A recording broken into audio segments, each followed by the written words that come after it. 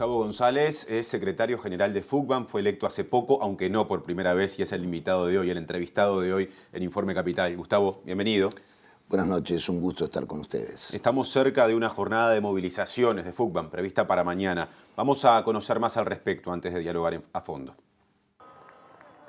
La Federación Uruguaya de Cooperativas de Vivienda por Ayuda Mutua, FUCBAM, convoca a concentrar este viernes a las 17:30 horas en la Plaza Cagancha, desde donde posteriormente se iniciará una marcha que llegará hasta la Plaza Independencia. Como ya se expresó desde la organización durante el reciente Día Mundial del Cooperativismo, en la movilización se pondrá foco en una plataforma reivindicativa de no menos de 5 puntos. Persiste el reclamo de uniformizar en 2% la tasa de interés aplicada sobre los préstamos otorgados a las cooperativas, ya que algunas deben afrontar tasas mayores. Otro reclamo de larga data y aún vigente es la exoneración del IVA a los materiales de la construcción. Además, la Federación exige que las tierras para construir tengan conexión a los servicios básicos y reclama la pronta aprobación de un proyecto de ley que establece la titularidad compartida de las viviendas cooperativas y le otorga prioridad de residencia a las víctimas en eventuales casos de violencia de género. Además, en el entendido de que la vivienda es un derecho, se solicita la instrumentación de un fondo que brinde financiación en condiciones accesibles.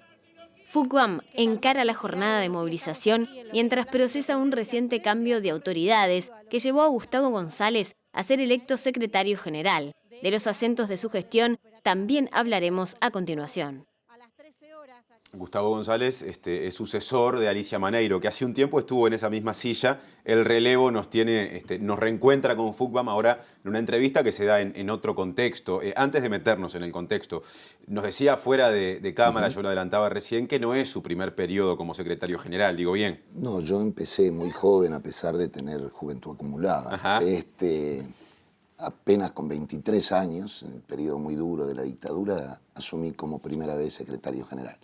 Pero la Federación tiene estatuto donde hay elecciones parciales y además yo creo que es muy saludable, cada 4 años hay que descansar. Claro, no se puede repetir periodos. Exactamente. Entonces, bueno, sí, es mi 4ª vez que voy a ser secretario general y FUCBAM cumple 50 años de existencia el año que viene. De aquella FUCBAM que conoció en los ejercicios anteriores, en los que estuvo en el Consejo Directivo o el organismo de conducción, a la actual, ¿hay diferencias? ¿Hay más gente? ¿Hay más fuerza? ¿Qué diferencias básicas marca? Si el mundo cambia y la sociedad cambia, también cambian las organizaciones. Entonces, ha crecido mucho el movimiento. Hoy se cuenta por 560 cooperativas en todo el país de nuestro modelo. Hay un dato que llama la atención: 1/3 de los ciudadanos de Mercedes viven en cooperativas de vivienda por ayuda mutua. Es decir, hay un crecimiento exponencial en número de cooperativas. Otro tema sería debatir el número de viviendas. Claro. ¿Por qué? Porque en los 70 teníamos grandes complejos, 400 viviendas, 800, 600. Ahora son cooperativas más reducidas debido a una ordenanza que no pueden exceder el número de 50 viviendas un complejo cooperativo. Ahora, si hablamos de, si no entendí mal, 560 cooperativas de vivienda, más o menos, grosso modo, ¿de cuánta gente habitando allí estamos hablando hoy en el país? Bueno, nosotros podemos estar hablando fácilmente de 30.000 familias con una media de 4 personas, pongamos. Son 120.000 uruguayos que viven en cooperativas de vivienda por ayuda mutua. Claro, es un número aproximadamente, importante, ¿no? Sí. Que me consta que la experiencia lo ha llevado a usted a visitar países de la región para transmitir justamente la manera de trabajar. Al final vamos a hablar de muy eso, bien, porque bien. Es un tema interesantísimo y muy rico ese intercambio. Muy bien. Pero también nos corre la agenda, ¿no? Es verdad. Decíamos, mañana es día de movilización. Hay una plataforma de por lo menos 5 puntos que fuimos resumiendo. Hay algunos de ellos que uno los viene escuchando hace mucho, desde la reivindicación de FUCBAM. ¿Qué pasa? ¿Está trancada la situación? ¿No se avanza en el ritmo que ustedes querrían que se avanzara? Bueno, quizás esta nota da una noticia interesante. Mañana nos reunimos nuevamente con la ministra de Vivienda, Eneida de León, y esperamos, que sea satisfactoria la reunión a los efectos de resolver el conflicto. Es un conflicto, lo plantean así como tal. Sí, es un conflicto que voy a tratar de explicarlo brevemente. Ustedes enunciaron con mucha claridad los 5 puntos de la plataforma, pero para entender el problema del interés, yo siempre digo que el problema de la vivienda lo transversaliza un debate central en Uruguay y en el mundo. La vivienda es un derecho o es una mercancía? Este es un tema de capital importancia para poder entender por qué el Estado, y en nuestro país fuimos pioneros en eso, debe involucrarse en el problema de la vivienda. Esto hace de que el interés que pensó el legislador en la década del 60 para las cooperativas de vivienda de ayuda mutua no podía exceder entre el 2 y el 6%. Eso decía la ley. Pero luego se dieron cuenta inmediatamente, cuando empezó el proceso de amortización nuestro, que lo correcto era el 2%. ¿Por qué? Porque estamos hablando de viviendas de interés social y por ende no puede haber, como lo hay hoy, a partir del año 2008, un interés del 5%. Con otro condimento en el problema, que es que la inmensa mayoría de cooperativas pagamos al 2%, pero las cooperativas nuevas a partir del 2008 tienen que pagar al 5%. Ajá. Somos un único movimiento, nadie tiene culpa, y mejor así, de ser joven. Los que hicimos ayuda mutua en los años 70, 80, muy bien, si pagamos al 2, también las nuevas generaciones tienen que pagar al 2. Por otra parte, en la historia siempre se nos ha querido elevar el nivel y siempre hemos logrado el 2%. Entonces, este es un debate que tenemos. Se quiere contraponer una conquista muy importante que ha tenido el movimiento en este periodo, bajo el actual gobierno, que es el subsidio a la permanencia. Es decir, cuando uno pierde el trabajo, está subsidiado. Eso es muy importante. Pero no se pueden contraponer, son dos conquistas. Porque en realidad ningún trabajador desearía ser subsidiado si ganara lo que manda la canasta familiar. Pero nosotros trabajamos con familias, nuestro movimiento se compone de familias están por debajo a veces, que están por el tope de 50.000 máximo el núcleo familiar. Claro. Y la canasta oscila en los 90 hoy en día. Entonces, el subsidio, ojalá no nos tuviéramos que subsidiar, pero para eso tienen que moverse otras coordenadas. Entonces, no son contrapuestas, son dos cosas fundamentales. Pero además, nuestros préstamos están en unidades reajustables, tema que conocen todos los uruguayos. La unidad reajustable, año a año, se vuelve a capitalizar y tiene un aumento. Sí. Por lo tanto, el préstamo que se otorga nunca pierde valor.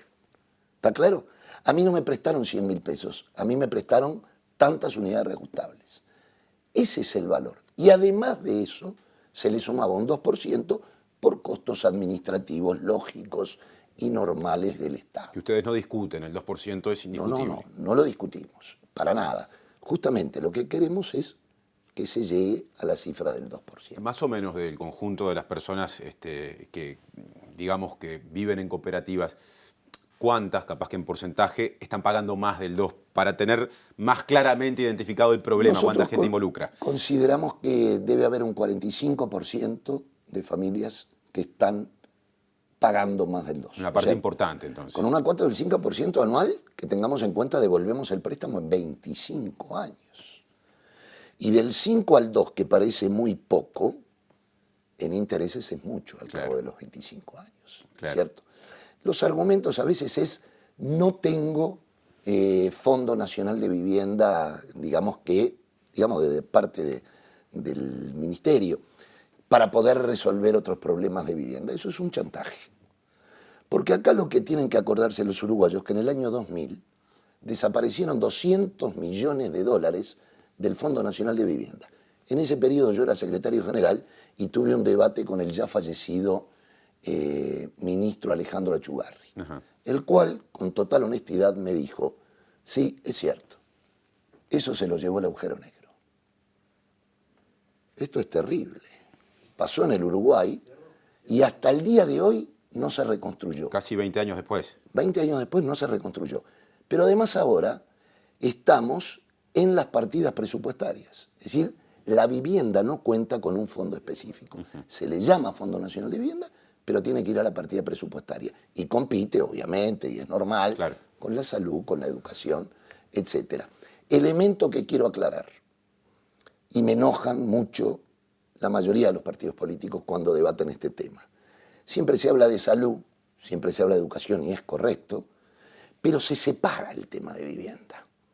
Y yo pregunto, tenemos por suerte hospitales públicos y la gente, un niño puede acceder a un hospital y resolver el problema de salud. Tenemos escuelas públicas, extraordinario. Pero ese pibe cuando vuelva a la casa, si vive en hacinamiento, no se le puede exigir buen nivel en sus deberes domiciliarios. Y si su casa tiene humedad y no es digna, la salud también se ve en ese organismo. Ustedes dicen que la vivienda es parte de ese todo. Lo dice la humanidad. Desde la historia de la humanidad, el hombre que buscó y la mujer, la cueva. Gustavo, hizo bastante hincapié de los 5 puntos que mañana van a estar en la proclama o la plataforma en todo caso. Hizo bastante hincapié en el primero o en el del 2% y la tasa de interés. Me imagino por ese énfasis que es el punto principal a tratar en la reunión con la ministra de León, ¿digo bien? Exactamente, y hay otro tema también que tenemos que saber. Nosotros pagamos los IVAs en el material de construcción, el IVA, el impuesto al valor agregado a los materiales de construcción. Pero la mal llamada Ley de Vivienda de Interés Social, que fue votada por unanimidad en el Parlamento, exonera del IVA en los materiales de la construcción a todas las empresas constructoras. Entonces nos parece que si una empresa constructora que va a lucrar con la vivienda y hoy están colocando en el mercado de vivienda de $160.000, sería lo lógico que también se nos exonere del IVA en los materiales de construcción. Ese es el otro punto de la plataforma importante. Claro, el segundo. Pero hay otros también.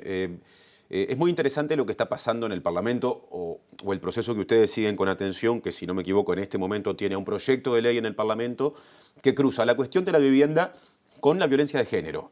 ¿Cómo es eso y qué perspectiva hay de aprobación pronta o no, según lo que ustedes saben? Bueno, hasta el momento el titular de la vivienda nuestra es uno.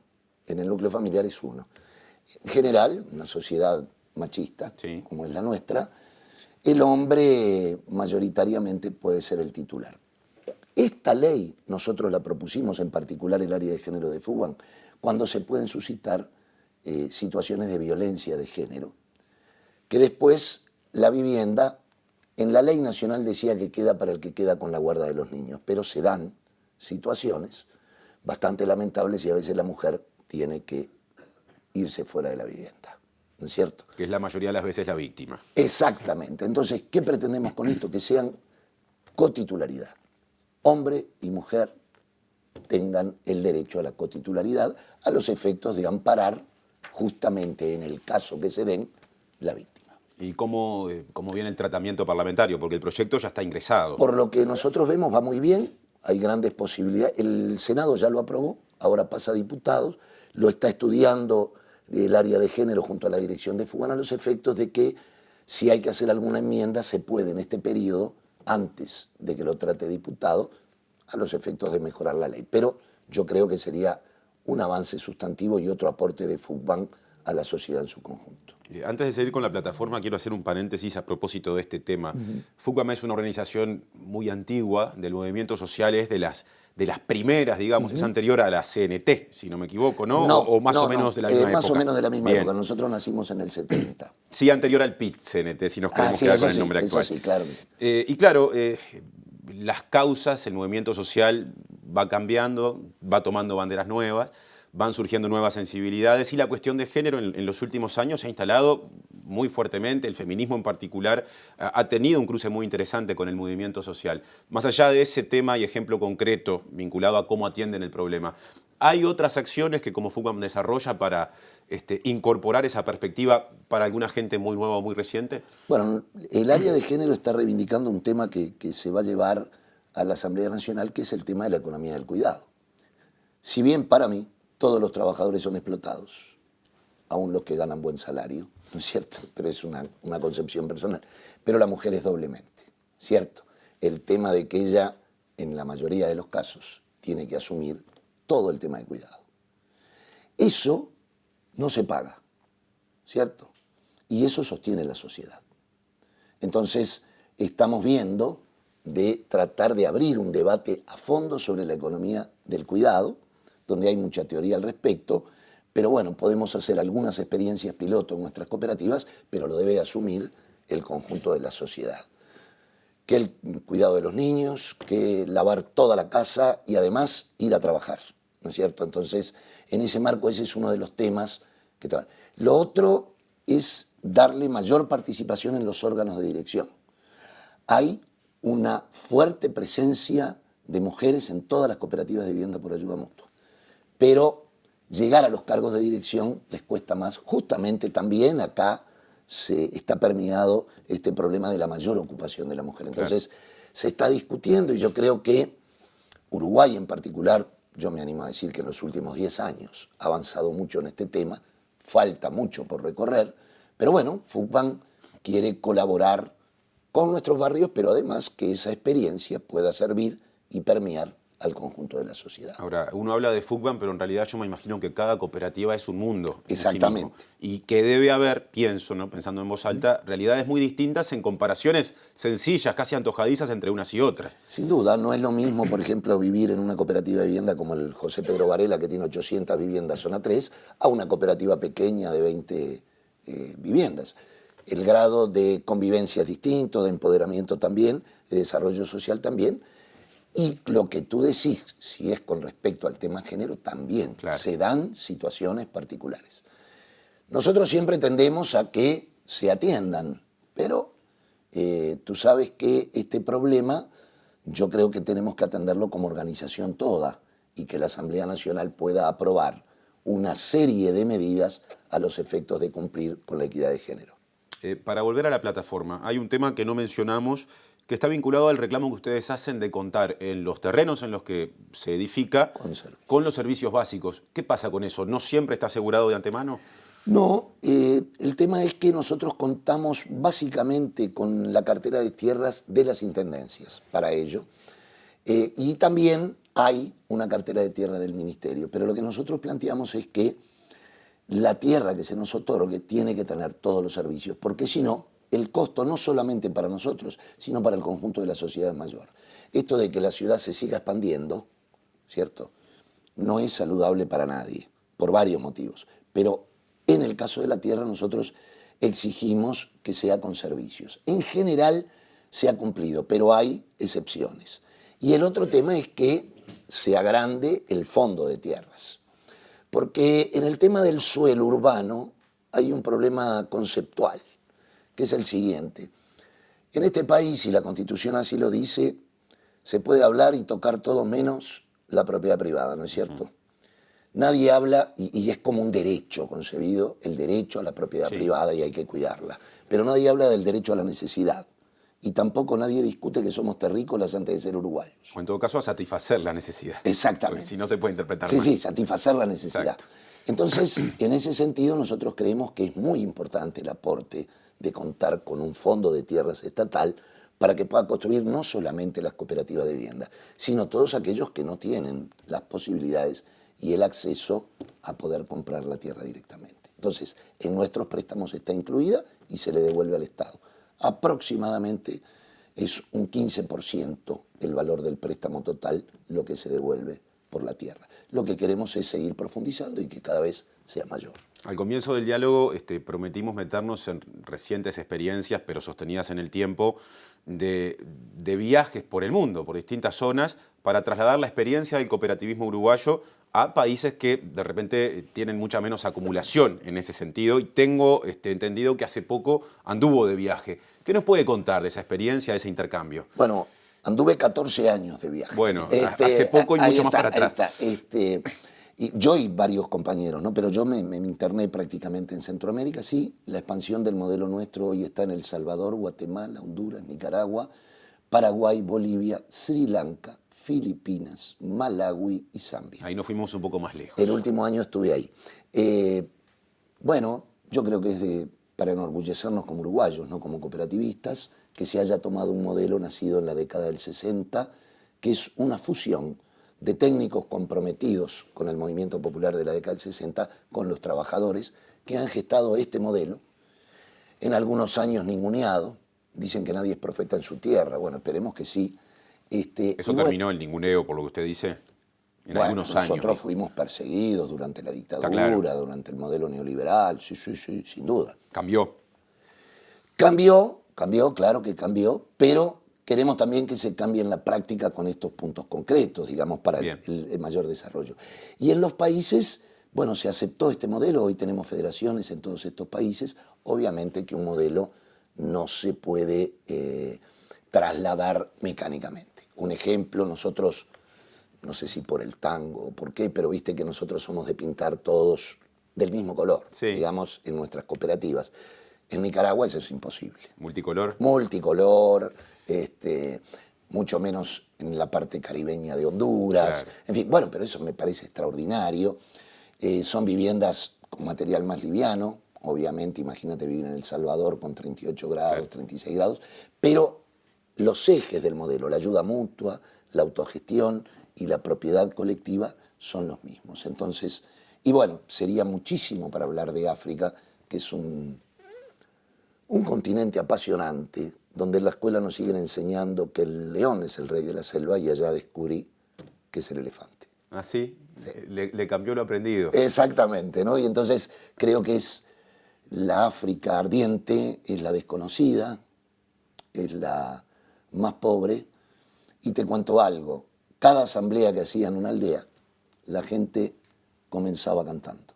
Y cada vez que me iba, terminábamos cantando. La despedida. Yo siempre digo, la alegría les da esperanza para poder vivir el flagelo que viven permanentemente esos millones de pobres, negros y olvidados de este planeta. Esas son, sin dudas, algunas de las enseñanzas que se trajo después de esos 14 años. Muchísimas. Y en cuanto a cuestiones concretas vinculadas con la organización, FUCBAM adquirió lógicas que conoció fuera de fronteras producto de ese intercambio. Justamente, por ejemplo, ahora hemos firmado un convenio con la Intendencia sobre lotes dispersos, que fue una experiencia nacida en El Salvador. También ruralizamos el modelo, fuimos a países donde hay mucha concentración de campesinos, sobre todo en Centroamérica. Entonces, obviamente, los campesinos también querían tener cooperativas de vivienda, entonces allí el tema cambia. También las urgencias. Te puedo contar que, por ejemplo, en el enclave bananero de Honduras tenemos una cooperativa de vivienda que cuando yo le conté y empecé a charlar y le dije que eran 21 horas semanales, me dijeron no. Acá la mitad de la cooperativa trabaja en la obra de sol a sol. Ajá. Y la otra mantiene la producción de la tierra, porque es una cooperativa rural. Y además, Gustavo, si vienen las calenturas, alguno se va a morir. Y las calenturas era la fiebre amarilla, Claro. El paludismo y todo eso. Los contextos. Exactamente. Entonces, los contextos pegan, golpean y revitalizan. Y yo siempre digo, sí dimos mucho, pero aprendimos muchísimo también. Por ejemplo, aprendimos que no hay una sola América Latina, que hay muchas, y que somos un continente riquísimo culturalmente, bueno, ni que hablar, también rico económicamente, digamos, pero somos el más desigual de América Latina y el más urbanizado. De allí que la necesidad de una lucha por una ciudad cada vez más democrática va a ser un tema central del siglo XXI en América Latina. Ya no se pueden soportar ciudades inhabitables como San Pablo, Distrito Federal de México, etcétera, etcétera. Montevideo, por suerte, sigue siendo la tacita del Plata, pero también una cosa es vivir de Avenida Italia hacia el mar y otra cosa es hacia el Marconi. Esperemos que con el tiempo podamos incluirnos todos. Gracias por este rato, Gustavo. No, gracias a ustedes y como siempre a las órdenes. Muy bien, igualmente.